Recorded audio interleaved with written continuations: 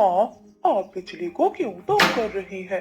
वो अभी नई नई आई है, इसे आराम करने दे। बादल के बच्चे तो बिल्कुल अपनी पत्नी का गुलाम बन गया है। याद रखना, अगर आज तेरी पत्नी नदी से पानी लेने ना गई तो मैं इस घर में तुझे और तेरी पत्नी को रहने नहीं दूंगी। अपनी माँ को गुस्से में देखकर बादल का बाप बिजली से कहता है, बिजली जी, बस एक मटका पानी भरकर ला दो।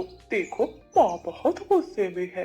अगर माँ ने हमें घर से निकाल दिया तो हम कहाँ जाएंगे? बिजली का भी चुपचाप मटका लेती है और बाहर पेड़ के नीचे आकर बैठ जाती है। तभी कमल चिड़िया मटका लिए वहाँ से जा रही थी। बिजली, क्या हुआ बिजली बहन, आप ऐसे उदास क्यों बैठी हैं? देखो ना कोमल बहन, मेरी सास मुझ पर कितना अत्याचार करती है। मुझे इस तपती धूप में नदी से पानी लाने को कह रही है, जैसे मैं इनकी नौकर हूँ। बिजली बहन, सास तो माँ जैसी होती है। अगर वो घर का काम कहती है तो इसमें बुराई क्या है? चलो, मैं नदी की तरफ जा रही हूँ, तुम भी मेरे साथ चलो। फिर बिजली कभी और कोमल चिड़िया अपना अपना मटका उठाती हुई नदी की ओर चली जाती है। वो दोनों अपने अपने मटके पानी से भर लेती हैं। बिजली और कोमल चिड़िया नदी पर बैठी हुई थी कि वहाँ एक बूढ़ा कबूतर आता है। बेटियों, मैं बहुत दूर से आया हूँ और बहुत प्यासा हूँ। क्या मुझे अपने घड़े से थोड़ा सा पानी पिलाओगी? हट ओ बूढ़े, इतनी मुश्किल से मैंने ये पानी का घड़ा भरा है।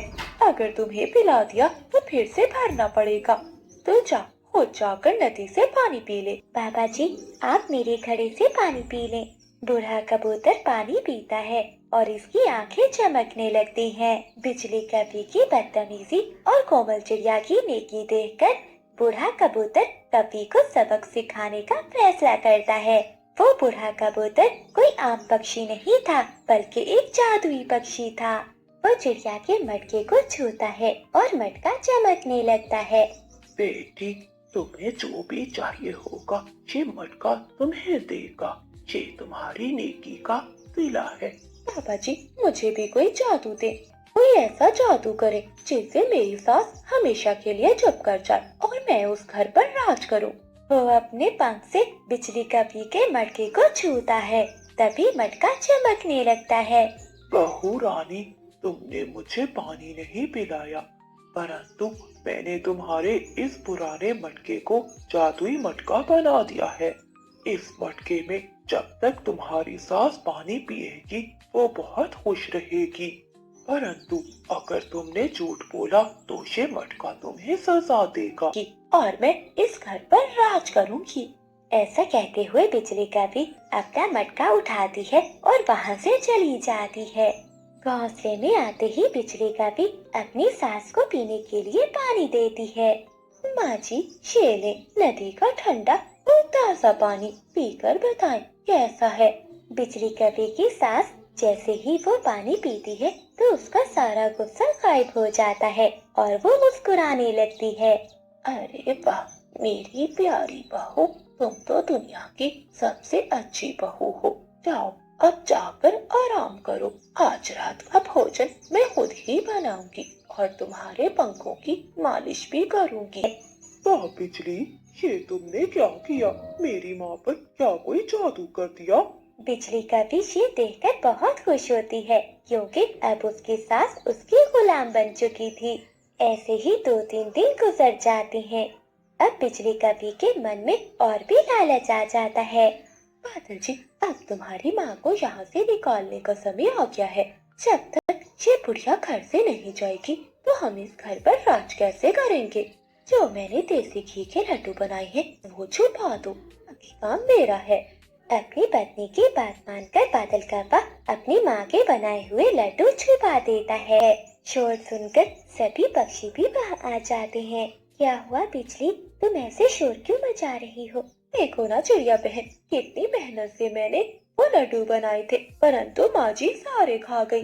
अब ये बुढ़िया चोरी करने लगी है, मैं इसे इस घर में नहीं रहने दूंगी। हाँ हाँ, बिजली ठीक कह रही है। माँ जी को अब यहाँ से जाना ही होगा।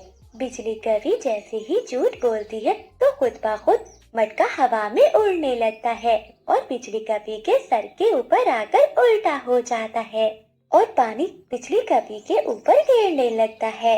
बादल जी, ये घड़ा मेरे सर पर क्यों उड़ रहा है? बचाओ बादल जी। अरे ये सब क्या हो रहा है?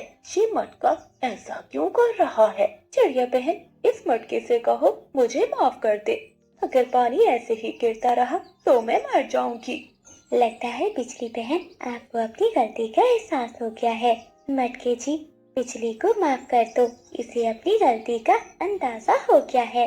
चिड़िया की बात सुनते ही वो मटका वापस नीचे आ जाता है। बिजली कभी पूरी भीग चुकी थी और ठंड से कांप रही थी। माँ जी, मुझे माफ कर दे। नदी पर बूढ़े कबूतर ने कहा था, अगर मैंने आपसे झूठ बोला तो ये मटका मुझे सजा देगा। अब मैं कभी भी बुरे काम नहीं करूँगी और आपकी अच्छी बहू बनकर रहूंगी। अरे मेरी बच्ची, कोई बात नहीं, सास भी माँ जैसी होती है। ऐसा कहते हुए बिजली कभी की सास बिजली को गले से लगा लेती है। तो प्यारे बच्चों, इस कहानी से हमें ये सीख मिलती है कि घरों में सच्ची खुशियाँ किसी जादू से नहीं बल्कि एक दूसरे की इज्जत करने, मिलजुल कर काम करने और सास बहू के सच्चे रिश्ते से आती है। गुलिस्तानी जंगल में आज एक मुकाबला होने वाला था। जो पक्षी भी मुकाबला जीतेगा उसे सितारों का ताज मिलेगा, जिसे पहनकर वो पूरे जंगल का मालिक बन जाएगा।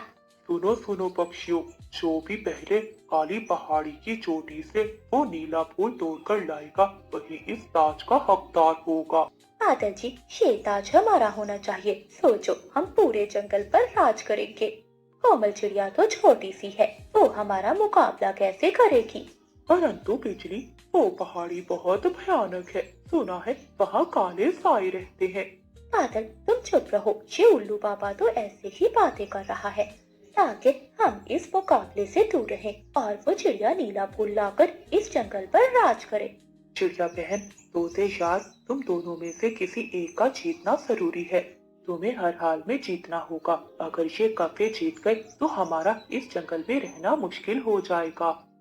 मुकाबला शुरू हो जाता है। बिजली, बादल, चिड़िया, तोता सब तेजी से पहाड़ी की तरफ उड़ने लगते हैं।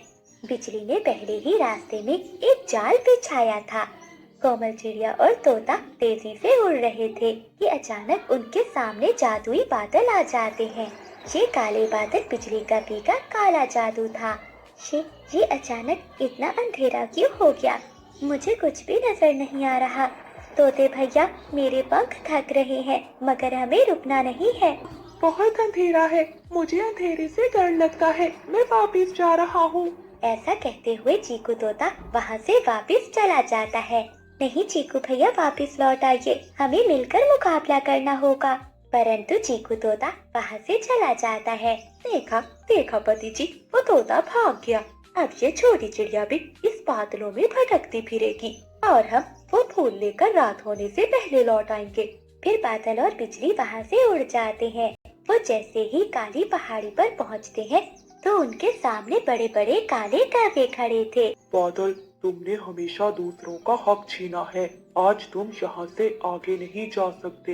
बाबा बिजली, चलो भागो यहाँ से, ये काले साए हमें खा जाएंगे। नहीं नहीं बादल जी, वो देखो सामने वो नीला फूल है। हमें रात होने से पहले वो फूल तोड़ना होगा, नहीं तो वो फूल गायब हो जाएगा। यहाँ तक आकर अब मैं खाली पंख नहीं लौटना चाहती, चलो मेरे साथ। वही कोमल चिड़िया पीछे बादल में फंसी हुई थी मगर उसने हिम्मत नहीं हारी। वो अपनी आंखें बंद करती है और अपने दिल की रोशनी पर भरोसा करती है। ऐसा सोचते हुए कोमल चिड़िया तेजी से सीधा पहाड़ी की चोटी पर जाती है, जहाँ बादल और बिजली अपने ही सायों से लड़कर नीचे गिर चुके थे। पहाड़ी पर नीला फूल चमक रहा था। कोमल चिड़िया उसे तोड़ने के लिए आगे बढ़ती है।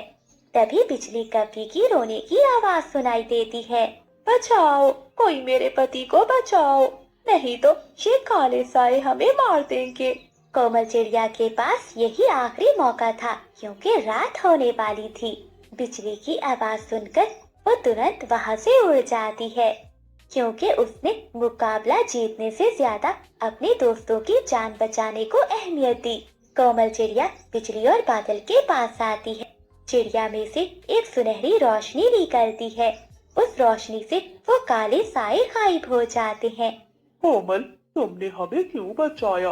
तुम तो जीत सकती थी। अब तो रात हो गई है, वो फूल गायब हो गया होगा। बादल भैया, मुकाबला जीतने से बड़ा मुकाबला किसी की जान बचाना है। फिर वो तीनों वापिस उल्लू। चिड़िया के पास वो फूल नहीं था, मगर उसके चेहरे पर एक सुनहरी रोशनी थी। कोमल बेटी, तुम्हारे पंख खाली हैं, मगर तुम्हारा दिल नूर से भरा हुआ है। मुकाबला तुमने नहीं, तुम्हारी सच्चाई ने जीता है। तभी आसमान से एक सितारों का ताज उतरता है और वो खुद ब खुद ही चिड़िया के सर पर आ जाता है। बिजली और बादल शर्मिंदगी से सर झुका लेते हैं। कोमल बहन, हमें माफ कर दो। ताज उसके लिए ही होता है जो दूसरों का भला सोचे, हमारे जैसे लालचियों के लिए नहीं। बिजली बहन, ये जंगल हम सबका है। हम सबको मिलकर ही इस जंगल की रक्षा करनी है। फिर कोमल चिड़िया उस ताज की शक्ति से पूरे जंगल में रोशनी फैला देती है और पूरे जंगल में पेड़ पौधे लग जाते हैं जो फलों से भरे हुए थे। दोस्तों, असली जीत ताकत या रफ्तार में नहीं, बल्कि नरम दिली और सच्चाई में होती है।